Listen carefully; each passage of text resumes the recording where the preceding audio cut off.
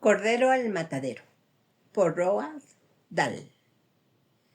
La habitación estaba acogedora y limpia, con las cortinas cerradas y las dos lámparas de mesa encendidas, la suya y la de la silla desocupada de enfrente. En el aparador, detrás de ella, 2 vasos altos, agua con gas, whisky, cubos de hielo frescos en la cubeta del termo. Mary Maloney estaba esperando que su marido llegara a casa del trabajo. De vez en cuando echaba un vistazo al reloj, pero sin ansiedad, simplemente para concentrarse con la idea de que cada minuto que pasaba hacía que se acercara la hora de su llegada. Tenía un aire de felicidad calmada, ella y todo lo que hacía. La manera en que su cabeza descendía mientras se inclinaba sobre su costura era curiosamente tranquila. Su piel, al ser su 6º mes de embarazo, había adquirido un maravilloso tono reluciente. Su boca se veía suave y sus ojos, con su mirada plácida, parecían más grandes y oscuros que antes. Cuando el reloj marcó las 5:10, se puso a escuchar y unos instantes después, puntualmente como siempre, oyó los neumáticos sobre la grava del exterior y el portazo del coche, los pasos cerca de la ventana, la llave girando en la cerradura. Dejó a un lado su costura, se levantó y se le acercó para besarle cuando entró. «Hola, cariño», dijo ella. «Hola, cariño», respondió él. Ella cogió su abrigo y lo colgó en el armario. Luego se acercó y preparó las bebidas, una fuerte para él, una suave para ella, y pronto se encontró de nuevo en su silla con la costura, y él en la otra, enfrente, sosteniendo el vaso alto con ambas manos, meciéndolo para que los cubos de hielo tintinearan contra las paredes del vaso.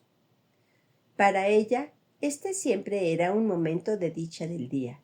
Sabía que él no quería hablar mucho hasta que se terminara el primer vaso, y ella, por su parte, se conformaba con sentarse tranquilamente, disfrutando de su compañía después de largas horas a solas en la casa. Le encantaba deleitarse con la presencia de este hombre y sentir, casi como un bañista siente el sol, ese cálido resplandor varonil que irradiaba sobre ella cuando estaban a solas. Ella lo amaba por la forma en que se sentaba con soltura en una silla, por la forma en que entraba por una puerta o se movía lentamente por la habitación con largas zancadas. Le encantaba la mirada intencionada y lejana de sus ojos cuando se posaban en ella, la forma graciosa de su boca y, sobre todo, la forma en que guardaba silencio sobre su cansancio, quedándose quieto hasta que el whisky le quitara parte de ese cansancio. ¿Cansado, cariño? Sí, dijo, estoy cansado. Y mientras hablaba, hizo una cosa inusual. Levantó su vaso y lo vació de un solo trago, aunque aún quedaba la mitad, o al menos la mitad. Ella no lo estaba observando, pero supo lo que había hecho porque oyó cómo los cubos de hielo volvían a caer al fondo del vaso vacío cuando él bajó el brazo. Se detuvo un momento, inclinándose hacia adelante en la silla, y luego se levantó y fue lentamente a servirse otro vaso. «Yo te sirvo», gritó saltando. «Siéntate», dijo. Cuando regresó, se dio cuenta de que la nueva bebida era de color ámbar oscuro por la cantidad de whisky que contenía. «Cariño, ¿te traigo las pantuflas?» «No». Ella lo observó mientras empezaba a sorber la bebida de color amarillo oscuro y pudo ver pequeños remolinos aceitosos en el líquido porque era muy fuerte. «Me parece una vergüenza», dijo ella, «que a un policía que llega a ser tan veterano como tú lo tengan andando todo el día de pie». Él no contestó, así que ella volvió a agachar la cabeza y siguió con su costura. Pero cada vez que él se llevaba la bebida a los labios, ella oía el tintineo de los cubos de hielo contra las paredes del vaso. «Cariño», dijo ella, «¿quieres que te traiga un poco de queso?» «No he hecho la cena porque es jueves». «No», dijo él. Si estás demasiado cansado como para comer fuera, continuó, aún no es demasiado tarde. Hay mucha carne y comida en el congelador y puedes comer aquí mismo, sin siquiera moverte de la silla. Sus ojos esperaban una respuesta, una sonrisa, un pequeño asentimiento, pero él no dio ninguna señal. De todos modos, continuó, primero te traeré queso y galletas. No quiero, dijo. Se movió con incomodidad en la silla. Sus grandes ojos seguían observando el rostro de su marido. Pero debes comer. Lo preparé de todos modos, y luego puedes comerlo o no, como desees. Se levantó y colocó su costura sobre la mesa junto a la lámpara. Siéntate, dijo él. Solo un minuto, siéntate. No fue hasta entonces cuando empezó a asustarse. Vamos, dijo él, siéntate. Volvió a sentarse lentamente en la silla, observándolo todo el tiempo con aquellos ojos grandes y desconcertados. Había terminado el segundo trago y miraba dentro del vaso con el ceño fruncido. Escucha, dijo, tengo algo que decirte. ¿Qué es, cariño? ¿Qué pasa? Ahora, él se había quedado absolutamente inmóvil y con la cabeza agachada, de modo que la luz de la lámpara que tenía al lado caía sobre la parte superior de su rostro, dejando su barbilla y su boca a oscuras. Ella notó que tenía un pequeño músculo que se movía cerca de la esquina de su ojo izquierdo. Me temo que esto va a ser un poco chocante para ti, dijo él. Pero lo he pensado mucho y he decidido que lo único que hay que hacer es decírtelo inmediatamente. Espero que no me culpes demasiado. Y le dijo. No duró mucho, 4 o 5 minutos a lo sumo, y ella se quedó muy quieta todo el tiempo, observándolo con una especie de horror aturdido, mientras él se alejaba más y más de ella con cada palabra. Ahí lo tienes, añadió. Y sé que es un mal momento para decírtelo, pero sencillamente no había otra manera. Por supuesto que te daré dinero y me encargaré de cuidarte, pero no tiene por qué haber ningún problema en realidad. Espero que no. De todos modos, no sería muy bueno para mi trabajo. Su primer instinto fue no creer nada, rechazarlo todo. Se le ocurrió que tal vez ni siquiera había hablado, que ella misma había imaginado todo. Tal vez, si se dedicara a sus asuntos y actuara como si no hubiera estado escuchando, más tarde, cuando se despertara de nuevo, podría descubrir que nada de eso había sucedido. Traeré la cena, consiguió susurrar, y esta vez él no la detuvo. Cuando cruzó la habitación, no sentía sus pies tocar el suelo. No sentía nada en absoluto, salvo unas ligeras náuseas y unas ganas de vomitar. Ahora todo era automático. Bajar los escalones hacia el sótano, el interruptor de la luz, el congelador, la mano dentro del armario agarrando el primer objeto que encontrara. Lo sacó y lo miró. Estaba envuelto en papel, así que le quitó el papel y lo miró de nuevo. Una pierna de cordero.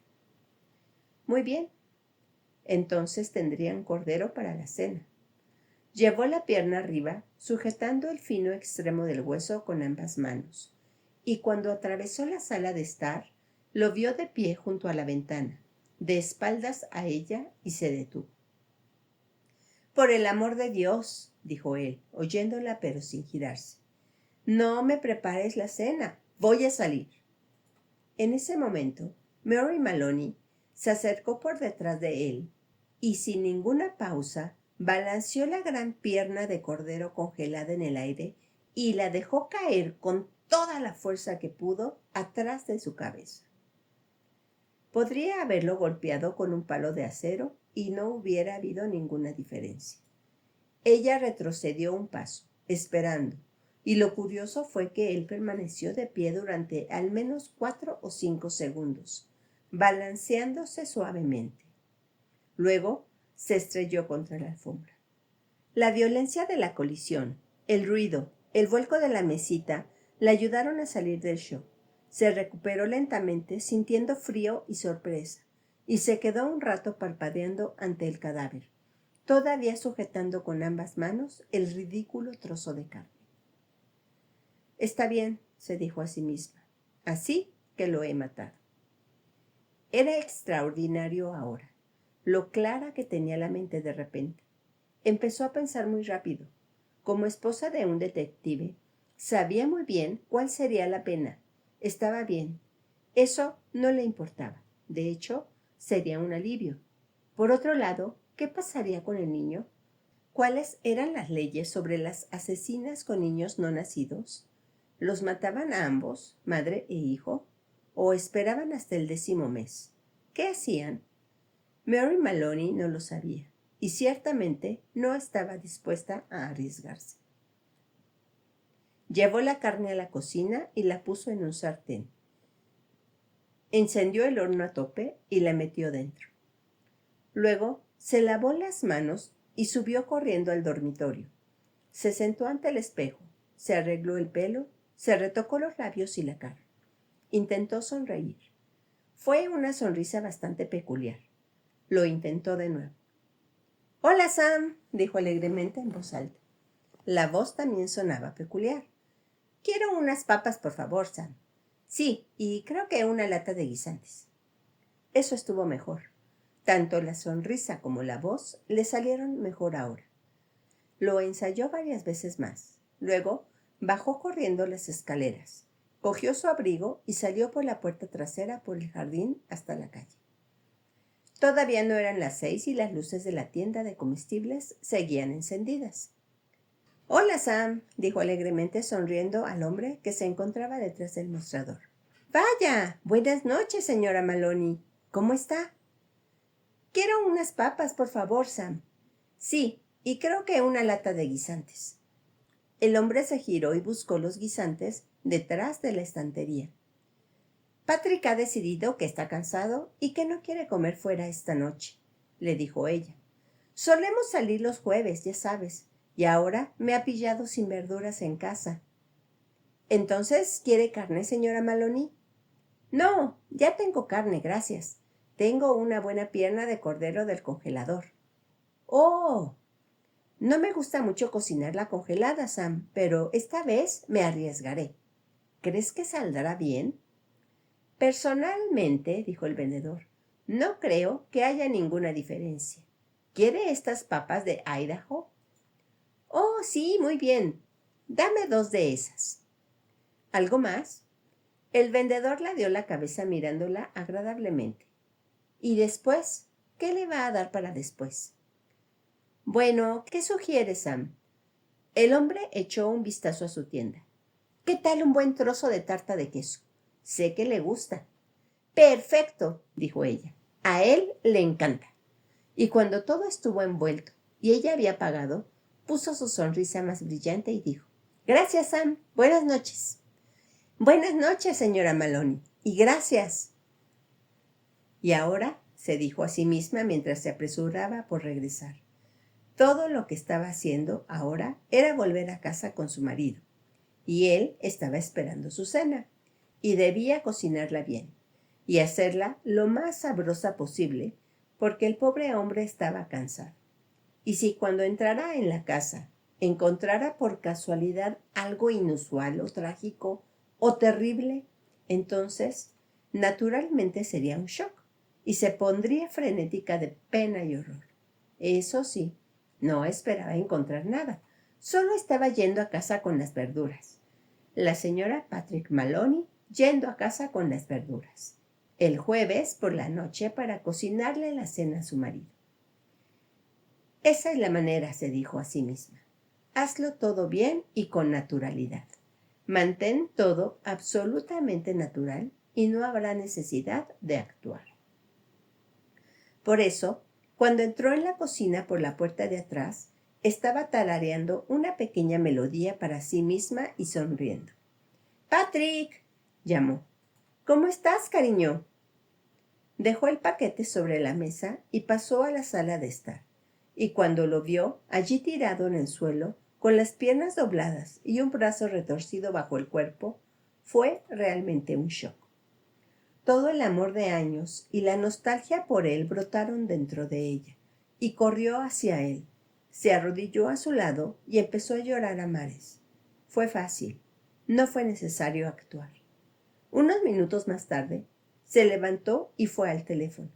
Conocía el número de la comisaría y cuando el hombre al otro lado contestó, le gritó: ¡Rápido! ¡Vengan rápido! ¡Patrick está muerto! ¿Quién habla?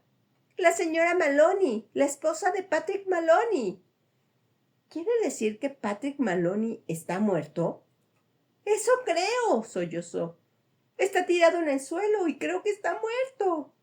Vamos ahora mismo, dijo el hombre. El coche llegó rápidamente y cuando ella abrió la puerta principal entraron 2 policías. Los conocía a ambos. Conocía a casi todos los hombres de esa comisaría y se dejó caer en una silla. Luego se acercó para acompañar al otro hombre, O'Malley, que estaba arrodillado junto al cadáver. ¿Está muerto?, gritó ella. Me temo que sí. ¿Qué sucedió? Brevemente, contó la historia de cómo había salido a la tienda de comestibles para después volver y encontrarlo en el suelo. Mientras hablaba, lloraba y hablaba. Noonan descubrió una pequeña mancha de sangre congelada en la cabeza del muerto. Se la mostró a O'Malley, que se levantó enseguida y se apresuró a coger el teléfono. Pronto, otros hombres comenzaron a entrar en la casa. Primero un médico, luego 2 detectives, a uno de los cuales lo conocía por su nombre. Más tarde, llegó un fotógrafo de la policía y tomó fotos. Y también llegó un hombre que sabía de huellas digitales. Había muchos susurros y murmullos junto al cadáver, y los detectives no dejaban de hacerle muchas preguntas. Pero siempre la trataron con amabilidad. Volvió a contar su historia, esta vez desde el principio, cuando Patrick había llegado y ella estaba cosiendo. Y él estaba cansado, tan cansado que no había querido salir a cenar. Contó cómo había puesto la carne en el horno. Ahora está ahí cocinándose. Y cómo había salido un momento a la tienda de comestibles para comprar verduras, para después volver y encontrarlo tirado en el suelo. ¿Qué tienda de comestibles?, preguntó uno de los detectives. Ella le dijo, y él se giró y susurró algo al otro detective, que inmediatamente salió a la calle. En 15 minutos estaba de vuelta con una página de notas, y hubo más susurros. A través de sus sollozos, ella escuchó algunas de las frases susurradas. Actuó bastante normal, muy alegre, quería darle una buena cena, guisantes, tarta de queso. Imposible que ella. Al cabo de un rato, el fotógrafo y el médico se marcharon y otros 2 hombres entraron y se llevaron el cadáver en una camilla. Entonces, el hombre de las huellas digitales se fue. Los 2 detectives se quedaron y también los 2 policías. Fueron excepcionalmente amables con ella. Y Jack Noonan le preguntó si no prefería ir a otro sitio, a casa de su hermana quizás, o a la de su propia esposa, quien la cuidaría y alojaría durante la noche. No, dijo ella. No se sentía capaz de moverse ni un metro en este momento. ¿Tendrían algún inconveniente con que se quedara donde estaba hasta que se sintiera mejor? No se sentía muy bien en ese momento. En verdad, no se sentía bien. Entonces, ¿no era mejor que se acostara en la cama?, preguntó Jack Noonan. No, dijo ella. Le gustaría quedarse donde estaba, en esta silla. Un poco más tarde, quizás, cuando se sintiera mejor, se movería. Así que la dejaron allí mientras se dedicaban a realizar su trabajo, registrando la casa. De vez en cuando uno de los detectives le hacía otra pregunta. A veces Jack Noonan le hablaba suavemente al pasar. Su marido, le dijo, había sido asesinado por un golpe en la parte posterior de la cabeza con un instrumento pesado y contundente, un gran trozo de metal, casi con total seguridad. Estaba buscando el arma. El asesino puede habérsela llevado, pero, por otro lado, puede haberla tirado o escondido en algún lugar del recinto. Es la vieja historia, dijo. Consigues el arma y tienes al hombre. Más tarde, uno de los detectives se acercó y se sentó a su lado. ¿Sabía ella? Preguntó de algo en la casa que pudiera haber sido usado como arma. ¿Le importaría echar un vistazo para ver si falta algo? ¿Una llave inglesa muy grande, por ejemplo, o un jarrón pesado de metal? No tenían jarrones pesados de metal, dijo ella. ¿O una llave inglesa grande? Ella no creía que tuviera una llave inglesa grande, pero puede haber algunas cosas así en el garage. La búsqueda continuó. Sabía que había otros policías en el jardín alrededor de la casa. Podía oír sus pasos en la grava del exterior, y a veces veía el destello de una linterna a través de una rendija de las cortinas. Comenzaba a hacerse tarde, casi las 9. Se dio cuenta, según el reloj de la chimenea. Los 4 hombres que registraban las habitaciones parecían estar cada vez más cansados, un poco exasperados. «Jack», dijo ella, la siguiente vez que pasó el sargento Noonan, «¿le importaría servirme una bebida?» «Claro, le serviré una. ¿Se refiere a este whisky?» «Sí, por favor, pero solo un poco. Puede que me haga sentir mejor». El sargento le entregó el vaso. «¿Por qué no se sirve uno también?», dijo ella. «Debe de estar muy cansado. Por favor, hágalo. Se ha portado muy bien conmigo». «Bueno», respondió él, «no está permitido del todo, pero podría tomar solo una gota para que me ayude a seguir». Uno a uno, los demás entraron y fueron convencidos de tomar un pequeño sorbo de whisky. Se quedaron de pie con algo de torpeza y con las bebidas en la mano, incómodos en su presencia, tratando de decirle cosas para consolarla. El sargento Noonan entró en la cocina. Salió rápidamente y dijo: «Mire, señora Maloney, ¿sabe que ese horno suyo sigue encendido y que la carne sigue dentro?» «¡Oh, Dios mío!», gritó ella. «Así es. Será mejor que lo apague por usted, ¿no? ¿Podría hacerlo, Jack? Muchas gracias». Cuando el sargento volvió por segunda vez, ella le miró con sus ojos llorosos, grandes y oscuros. «Jack Noonan», dijo ella. «¿Sí? ¿Me haría un pequeño favor, tú y los otros?» «Podemos intentarlo, señora Maloney». «Bueno», dijo ella. «Aquí están todos, buenos amigos del querido Patrick, ayudando a atrapar al hombre que lo mató. A estas alturas deben estar sumamente hambrientos, porque ya ha pasado la hora de la cena, y sé que Patrick nunca me perdonaría, Dios bendiga su alma, si dejara que se quedaran en su casa sin ofrecerles buena hospitalidad. ¿Por qué no comen el cordero que está en el horno? Ya estará bien cocinado». «Ni pensarlo», dijo el sargento Noonan. «Por favor», suplicó, «por favor, cómanlo. Personalmente, no podría tocar nada, y menos lo que había en la casa cuando él estaba aquí. Pero ustedes sí pueden. Me harían un favor si se lo comieran. Luego pueden volver a trabajar». Los 4 policías dudaron bastante, pero estaba claro que tenían hambre y al final se les convenció para que entraran en la cocina y se sirvieran. La mujer se quedó donde estaba, escuchando cómo hablaban entre ellos con voces gruesas y descuidadas, porque tenían la boca llena de carne. «¿Te sirvo más, Charlie?» «No, mejor no hay que acabarlo». «Ella quiere que lo acabemos. Eso dijo. Le estaríamos haciendo un favor». «Está bien, entonces dame un poco más». «Menudo palo debe haber usado el tipo para golpear al pobre Patrick», decía uno de ellos. «El doctor dice que su cráneo fue destrozado como si se hubiera usado un mazo. Por eso debería ser más fácil de encontrar». «Eso mismo digo. Quien quiera que lo haya hecho no va a cargar con una cosa así más tiempo del necesario». Uno de ellos eructó. «Personalmente, creo que está aquí en el recinto, probablemente delante de nuestras narices. ¿Qué piensas, Jack?» Y en la otra habitación, Mary Maloney comenzó a reírse.